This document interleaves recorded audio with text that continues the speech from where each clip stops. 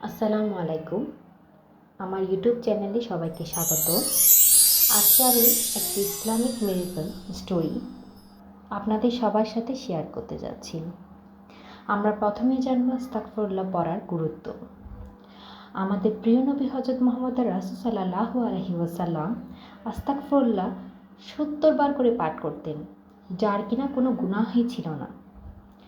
এবার ভেবে দেখেন, আমরা যারা সাধারণ মানুষ আছি, আমরা তো প্রতিনিয়তই বিভিন্ন রকম গুনাহ করে থাকি। তাহলে আমাদের কিভাবে আস্তাগফিরুল্লাহ পাঠ করা উচিত? প্রিয় নবী, যার কিনা কোনো গুনাহ ছিল না, তিনি যদি ৭০ বার করে করে ইস্তেগফার করতে পারে, তাহলে আমরা সাধারণ মানুষ কেনই করব না? কথা না বাড়িয়ে আমি আমার গল্পটি শুরু করছি। আমি যিনি পাঠিয়েছেন তার ভাষায় বলছি। আসসালামু আলাইকুম আপু, কেমন আছেন? আলহামদুলিল্লাহ, আমি ভালো আছি। আমার নাম কায়নাত, আমি ইন্ডিয়ার কলকাতা থেকে বলছি। কয়েক বছর আগে আমি কানাডা শিফট হয়েছি। আমাদের নতুন নতুন বিয়ে হয়েছিল।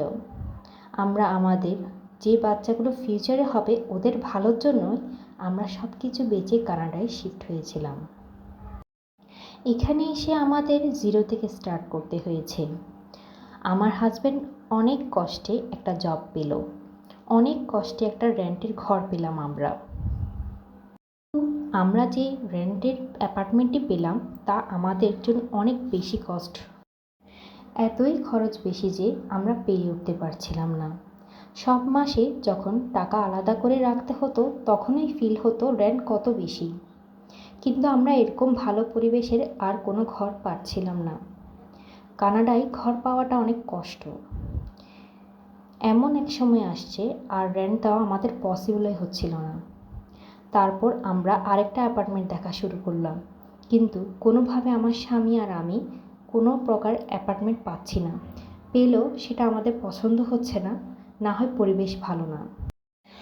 আমি আর আমার স্বামী 5 ওয়াক্ত নামাজ পড়ি, আলহামদুলিল্লাহ।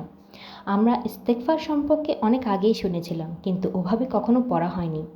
হঠাৎ একদিন ফেসবুকে স্ক্রল করতে করতে আস্তাগফিরুল্লাহ রিলেটেড একটি হাদিস আমার সামনে পড়ল।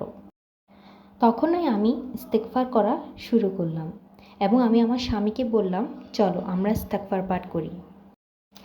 সেও আমার কথায় সায় দিল। আমার স্বামী আর আমি সিদ্ধান্ত নিলাম আমরা পুরোপুরি মনোযোগের সাথে নিয়মিত আস্তাগফিরুল্লাহ পাঠ করব। অনেক সময় আমার স্বামী 10,000 বার পড়তো, অনেক সময় আমি 12,000 বার পড়তাম। এভাবে আমরা ইস্তেগফার করা শুরু করলাম। অবিশ্বাস্যভাবে আমাদের সব সমস্যা দূর হতে লাগলো। এটা যেন মিরাকেল। এতদিন ধরে যে সাধ্যের মধ্যে ঘরই পাচ্ছিলাম না, সেটাও পেয়ে গেলাম। আল্লাহ ওই মাসে আমাদের চিন্তারও উপরে এত সুন্দর অ্যাপার্টমেন্ট পেয়ে গেলাম, বলার বাহিরে। সত্যি আল্লাহ মহান।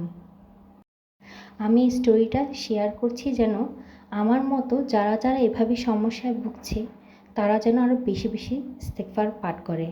আপু, আমার স্টোরিটা অবশ্যই শেয়ার করবেন। খুবই ভালো লেগেছে আপু আপনার স্টোরিটা। আশা করি সবাই আপনার স্টোরিটা শুনে এভাবে আরও বেশি বেশি ইবাদত করবে এবং এভাবেই সমস্যার সমাধান করবে আল্লাহর মাধ্যমে। আমরা ইস্তেগফারকে জীবনে আলো বানিয়ে যেন তুলতে পারি, আল্লাহ আমাদেরকে সে রহমত নাজিল করুক। দ্বিতীয় আরেকটি মিরাকল স্টোরি আমি শেয়ার করতে যাচ্ছি। এটাও একজন ইন্ডিয়ান ভাইয়ার, যিনি কিনা দিল্লি থেকে তার স্টোরিটা শেয়ার করেছেন। খুবই ছোট। ভাইয়াটি লিখেছেন, আমি সবসময় হাঁটতে চলতে সবসময় ইস্তেগফার পাঠ করতাম। রাত দিন আস্তাগফিরুল্লাহ পাঠ করতে থাকতাম। এমন এক সময় আসে যখন আমার বেতন আমার জন্য অনেক কম হয়ে পড়ে। আমি যে জবটা করছিলাম ওই বেতনে আমার পোষাতো না। এক মাসে আমার বেতন পুরাটাই ফুরিয়ে যেত। এর পরের মাসে আমার চিন্তা করা লাগতো। এভাবে এক মাসে আমার খুব কষ্ট হয়ে পড়েছিল। তখন আমি ভাবছিলাম কোথা থেকে আমি টাকার জোগাড় করব, কারণ খাবার আনাটাও সম্ভব হচ্ছিল না। সেই মুহূর্তে আমি নামাজে দাঁড়িয়ে ইস্তেগফার করা শুরু করলাম। সম্পূর্ণ বিশ্বাসের সাথে নামাজ পড়ে আমি আস্তাগফিরুল্লাহ পাঠ করতে লাগলাম। এর পরের দিনই যেন মিরাকেল হয়ে গেল। আমার অ্যাকাউন্টে কে যেন হঠাৎ করে আমার বেতনে যেতে দ্বিগুণ টাকা পাঠিয়ে দিল। কে পাঠালো, কিসের জন্য পাঠালো আজও জানি না। এটা যেন একটা মিরাকেল।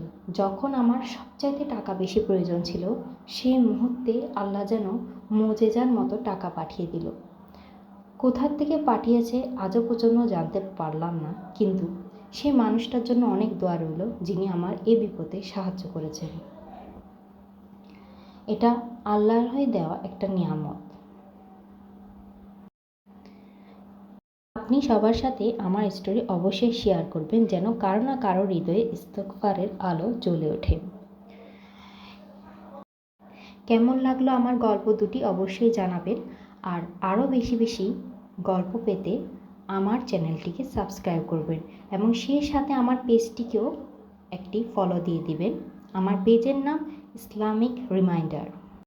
জাযাকাল্লাহ খয়রান।